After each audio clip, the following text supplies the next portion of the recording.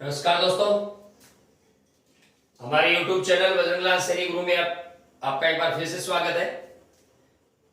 स्वर संधि के प्रकरण में दूसरे भाग में यण अच स्वर संधि लेकर आपके सामने उपस्थित हुए हैं। यण जो स्वर संधि में ये चौथे नंबर की संधि है। 3 संधि हम पहले पढ़ चुके हैं, दीर्घ, गुण और वृद्धि। आज यण और अयादि संधि का वीडियो अपलोड किया जाएगा। तो सबसे पहले हम बात करते हैं यण स्वर संधि की। तो यण स्वर संधि का सूत्र है इको यणची। ये यण स्वर संधि का सूत्र है, इको यणची। इको यणची सूत्र की व्याख्या क्या है, स्पष्टीकरण क्या है? एक स्थाने यण स्यात्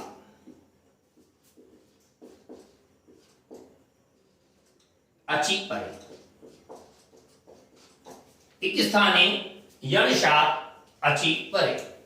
इसका मतलब यह हुआ कि हमें 2 चीजों का ध्यान रखना है। पहला, इक क्या है? इ उ री री, इनको इक कहा गया है। दूसरी स्थिति क्या है? यण, य व र ल, ये यण है। तो ये सूत्र ये कहता है कि इक के स्थान पर यण हो जाएगा अगर अच सामने हो।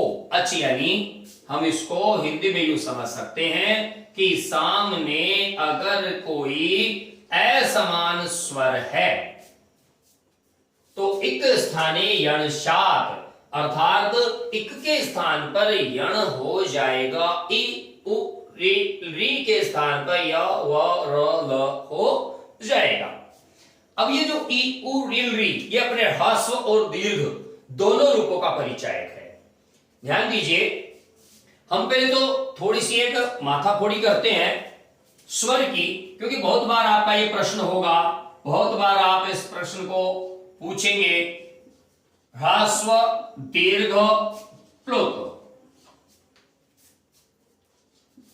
उदात्त, अनुदात्त, स्वरित। तो देखिए, अब एक स्वर कितने प्रकार से हो सकता है?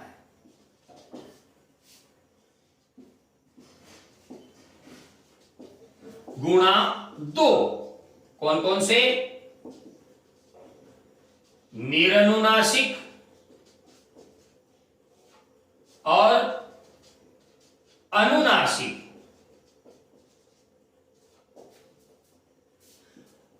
हम यूं समझ सकते हैं, इस चार्ट को यूं बना सकते हैं, आराम से इस चीज को आप समझिए कि एक स्वर कितने प्रकार से हम पढ़ सकते हैं।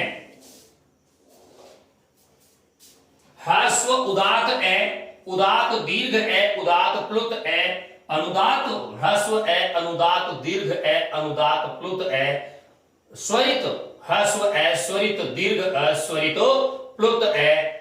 ये नौ निरनुनासिक हैं। अगर इनमें अनुनासिकता जोड़ दी जाए तो ये सानुनासिक हो जाएंगे या अनुनासिक हो जाएंगे। तो ये नौ। तो ह्रस्व स्वर जो हैं वो 18 प्रकार के होते हैं। तो ये अ, इ, उ, री गुणा, ये सब 18 होते हैं। री के 12 होते हैं, क्योंकि री का दीर्घ नहीं होता। फिर ए, ओ, आई, औ, इनके भी 12 होते हैं, क्योंकि इनका ह्रस्व नहीं होता, इसका दीर्घ नहीं होता और इनका ह्रास्व नहीं होता। तो यहां अगर संधि में लिखा जाए ई, तो आप उस ई के समस्त प्रकारों को समझ लीजिएगा। ये नहीं है कि यहां अलग से लिखा जाएगा कि छोटी ई, बड़ी ई, ह्रस्व ई, दीर्घ ई, ऐसा कुछ नहीं है। इसलिए ये तालिका मैंने आपके लिए बनाई है। तो ह्रस्व या दीर्घ, ह्रस्व या दीर्घ ई, उ, री के समक्ष अगर अच आ जाता है तो इक के स्थान पर यण हो जाता है। ई, य, उ, व, री, र, री, ल। तो ये यण संधि का सूत्र है, इको यणची। अब आप इस सूत्र के आधार पे हम कुछ उदाहरणों को समझने की चेष्टा करेंगे। जैसे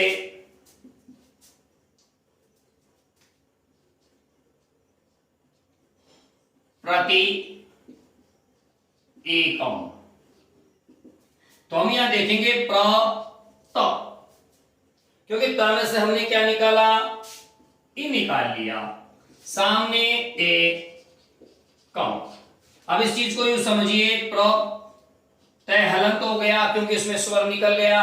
ई के स्थान पे हमने य का प्रयोग किया, यह भी हलंत है। य के सामने फिर ए था, ए य में मिल गया और शब्द बन गया प्रत्येकम। शब्द क्या बन गया, प्रत्येकम। इसी प्रकार नदी उद्गमम, न द, द में दीर्घ ई है, उसको हमने अलग निकाल लिया। सामने जो है उसमें हमें परिवर्तन करना नहीं है। अब हम इसको यूं से देख सकते हैं, न द हलंत है, फिर आ गया ई का यह भी हलंत होगा। फिर हमने देखा कि सामने उ है, ह्रस्व, उ य में मिल जाएगा और शब्द बन जाएगा नद्युद्गमम।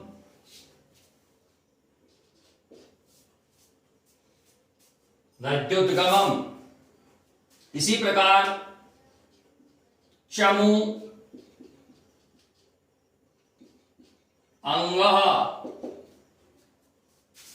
चमु अंगः। चमु, चमु में आप देख सकते हैं मैं, यहां है उ दीर्घ, फिर सामने अंगः, तो च म हलंत है, उ का हम बनाएंगे वह भी हलंत बनेगा और सामने जो अ है वो इसमें मिल जाएगा, शब्द बन जाएगा चमवंगः। इसी प्रकार हम देखेंगे मातृ आज्ञा, मां री निकालने के बाद बचेगा तो हलंत, सामने आज्ञा, तो मां तय हलंत, री का बन गया रे और आ इसमें मिल गया और शब्द हो गया मात्राज्ञा। और देखिए पितृ अनुमति, तो इसमें पी आधा तय हलंत, ये हो गया री और सामने अनुमति। अब क्या होगा, पी तो री का बनाया र, सामने वाला ए मिल गया और शब्द बना पित्रनुमति। शब्द बन गया पित्रनुमति। ली आकृति ही, ली का हुआ ले, ले में मिला आ और बन गया लाकृति ही। इस प्रकार हम आसानी से यण संधि को हल कर सकते हैं। यण संधि बहुत ही सरल है। कोई भी ऐसा शब्द जिसमें हलंत व्यंजन के बाद य व हो तो उसमें यण संधि होने की संभावनाएं बहुत बलवती हो जाती हैं। जैसे मान लीजिए हमारे पास एक शब्द है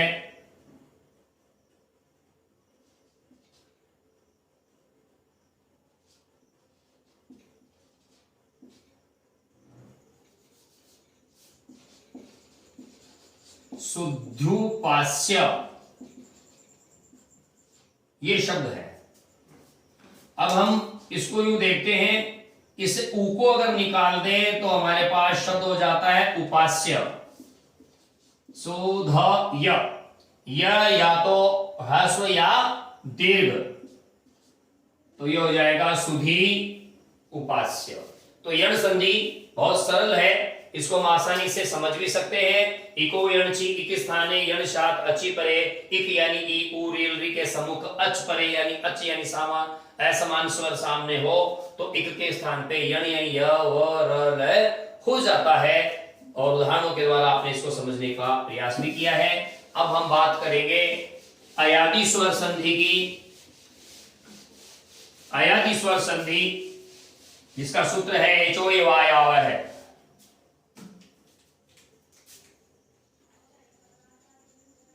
अयादि अच यानी स्वर संधि, इसका सूत्र है एजो यवायाव है।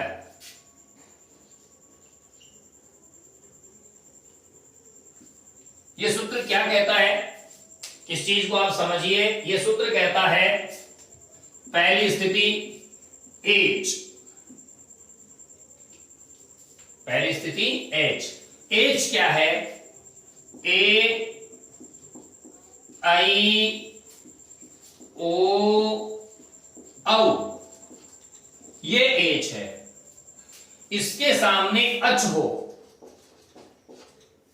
इसके सामने अच हो तो एचो को क्रमशः अय अय, फिर इसमें से अ निकालेंगे तो अव,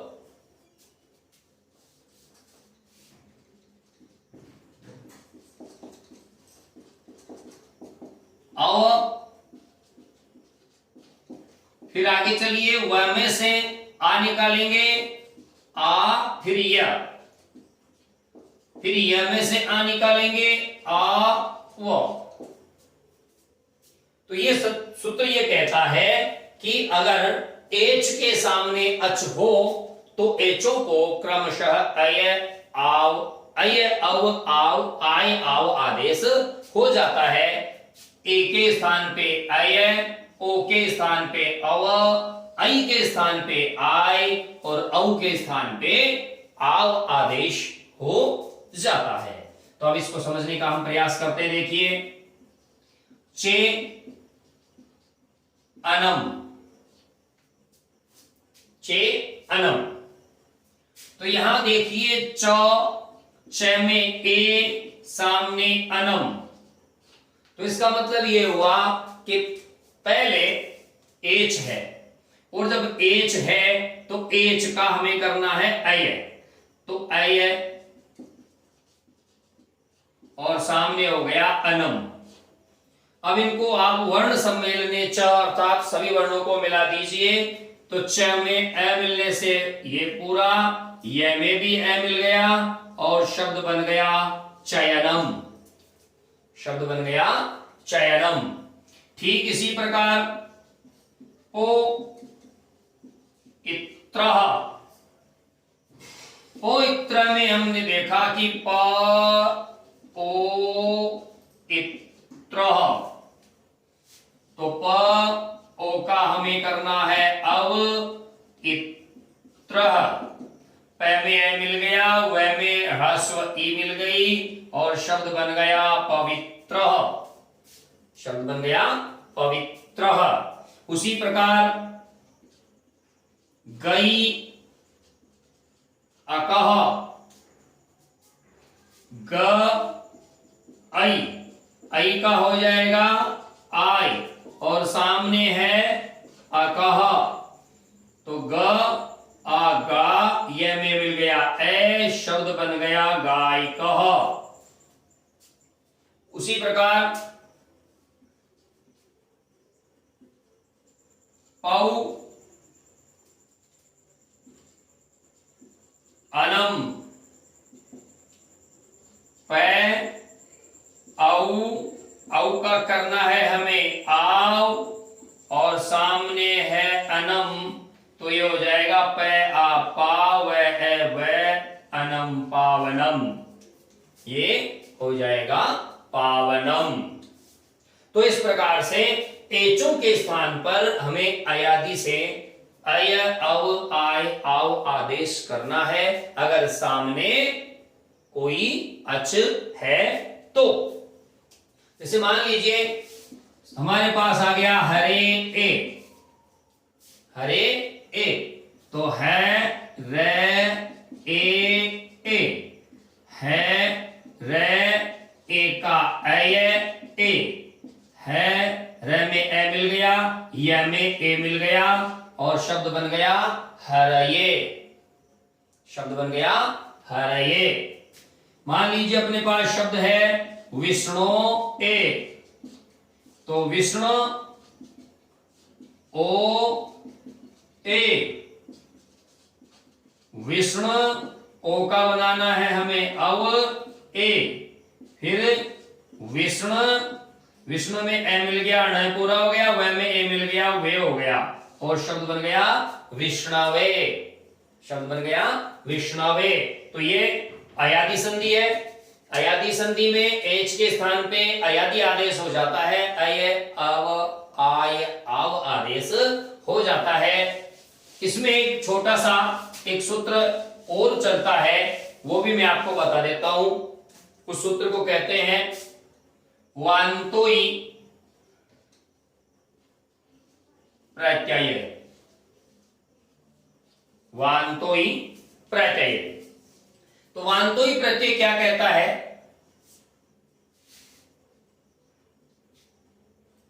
गो, देखो वान्तोई जो प्रत्यय है वो ये कहता है ओ या औ, ओ या औ के बाद यादि प्रत्यय,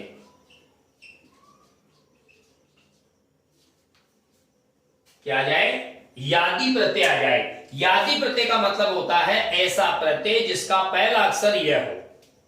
यादि प्रत्यय आ जाए तो ओ का अव और अव का आव आदेश हो जाता है। चूंकि एचो यवा याव कहता था कि सामुख यानी सामने अच होना चाहिए, लेकिन कई बार ऐसे प्रत्यय होते हैं जो यादि होते हैं, य से शुरू होने वाले होते हैं, जैसे युति, यम, ऐसे प्रत्यय होते हैं। उनके साथ क्या व्यवस्था हो, इसके लिए वान्तोई प्रत्यय नाम का सूत्र ये कहता है कि अगर ओ औ के बाद यादि प्रत्यय हो तो आपको ओ औ का भी अयादि की तरह औ और आव करना है। जैसे